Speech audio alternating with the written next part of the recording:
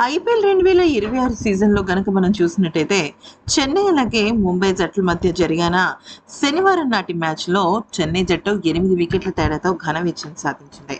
ముంబై జట్టు బ్యాటింగ్‌లోనూ, బౌలింగ్‌లోనూ పూర్తిగా చేతులెత్తేసింది. అయితే ఈ నేపథ్యంలో ఈ మ్యాచ్ గనక ముంబై జట్టు గెలిచి ఉండుంటే పరిస్థితి ఇంకోలా ఉండేది. ప్లే ఆఫ్‌కి వెళ్ళే ఆశలను సజీవం చేసుకొని ఉండేది. దాంతో 6 మ్యాచ్‌లు అంటే ఈ మ్యాచ్ అవ్వక మునుపు 6 మ్యాచ్‌లు మిగిలి ఉన్నాయి కదా వాళ్ళకి. 6 మ్యాచ్‌ల్లో ఈ మ్యాచ్ గెలిచి ఉండుంటే మిగిలిన 5 మ్యాచ్‌లు కూడా గెలిచి ఉండుంటే ప్లే ఆఫ్‌కి వెళ్ళడానికి మిగతా జట్లతో గట్టి పోటీ ఇచ్చుండేది. కానీ అలా జరగలేదు. ఓడిపోయింది. ఇక ఆల్మోస్ట్ ప్లే ఆఫ్ రేస్ నుంచి తప్పుకుంది. అయితే ఓటమి పాలైన తర్వాత ఇక ముంబై ఇండియన్స్ ముందడుగు వేయలేని పరిస్థితి. ఈ మ్యాచ్ అనంతరం మాట్లాడిన హార్దిక్ పాండ్యా 3 విభాగాల్లో చెన్నై సూపర్ కింగ్స్ జట్టు మెరుగైన ప్రదర్శన చేసిందని చెప్పాడు.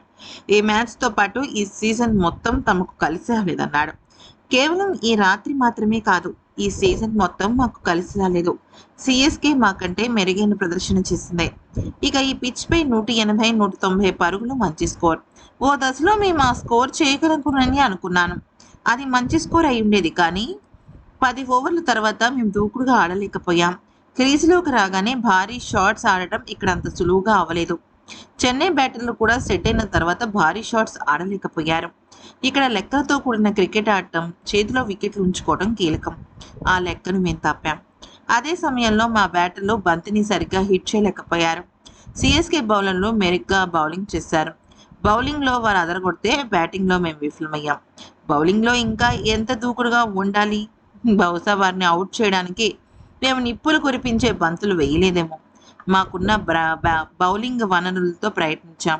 మా కర్మ ఏంటంటే నిజంగా ఒక బౌలర్ సరిగ్గా రాణించలేకపోయినా, లేదంటే ఒక ఆటగాడు సరైన ఫామ్‌లో లేకపోయినా, మ్యాచ్ గెలవాలి, తప్పనిసరిగా ఆడి తీరాలి అనుకున్న సమయంలో ఆ ఆటగాడిని పక్కన కూడా పెట్టలేని దరిద్రంలో ఉన్నాం.